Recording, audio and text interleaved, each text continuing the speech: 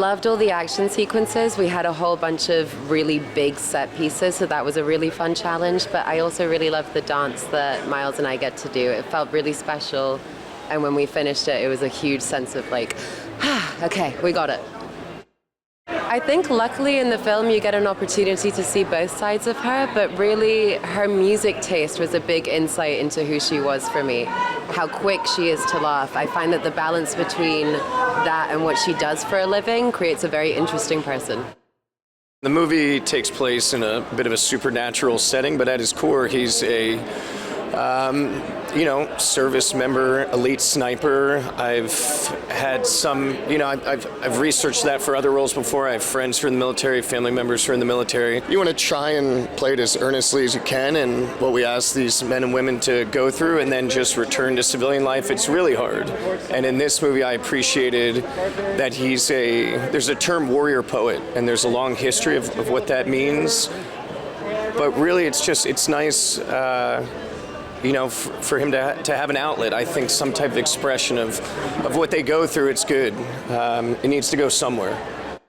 The movie does a really good job of exploring what that would be like when you're separated by a big canyon and miles of separation, but it still comes down from like intention, and even though they're separated by a long distance, you can tell that they really do care about the other one. There's a firefight that happens across the gorge where they truly have each other's back, but I think from the relationship standpoint, it just, there's a little distance between them, but the emotions are there. I hope audiences enjoy it. I really do feel like it's got something for everybody. It's a highly entertaining film, and it's a very big film. And I just hope they get something out of it. I think there's a lot of love that went into it. We got so lucky to get Miles Teller and Anya Taylor-Joy. I mean, that was such a big piece of the puzzle. And then really finding the best costume designer. And we got Ellen Moroznik, who was just nominated for an Oscar for Oppenheimer. And we had such excellent professionals. So that was sort of the fun of prep, is just putting all those amazing pieces together in each department. We had an excellent crew and an excellent group of people making this movie.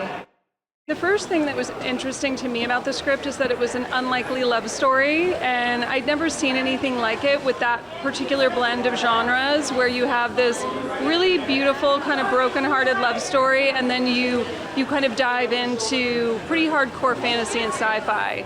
So it just felt really compelling and unique. I've been working with Scott for a little while when we got the script, and he is such an innovative filmmaker, in horror, and he did Doctor Strange for Marvel, and he just has such a great vision, and he's so talented that we, as a producer, you really do just support the director's vision, and you try, everything in your power to get the things done that they need to get on screen. It was extremely challenging to sort of bring the practical elements of the filmmaking and this enormous VFX challenge. Again, we had the greatest craftsmen, helping us put it together. We shot on stages in London, out in the forest, and then we really, with VFX, created the Gorge. It is such a beautiful romance, and Anya and Miles have such great chemistry that I hope it'll stand the test of time as a great romantic movie. It was something I wrote during COVID at a time when I was trying to sort out sort of how I was going to manage, what everyone was dealing with, right? And I knew I could always tell original stories, and that's what I love doing more than anything else. And it gave me, honestly, a little sense of control when I felt like I didn't have a lot of control. And it really was about a love story about two people that who didn't have a person, who no one felt like they understood them, and then finally maybe there's this person over there that gets me that no one else does, but between us is this vast unknown, this horrible thing that nobody knows what's going on, right? And that's what COVID was at the time, and we kind of put a face on it in this movie, and it's really about, sort of love versus the unknown, which is what, is what so many of us did at that time. If you were lucky enough to have someone to be with, you were like, I don't know how we're gonna do this, we'll do it together. I was in Lithuania a few years ago, and I really fell in love with Vilnius, the city, and the character of Drąsa is sort of like this, this vibrant, like sort of tough punk rock woman who Drąsa means courage in Lithuanian, And there was this, you would sort of see it everywhere in that town. You'd see the old accordion players at dawn, like playing in these alleyways, which was very much sort of the stimulation from the Erica's character, who her father is in the movie. For the Levi character, it was really about someone who was like, had lost the reason. Like they didn't know why they were doing what they were doing anymore, and honestly, they didn't know why they were even here anymore.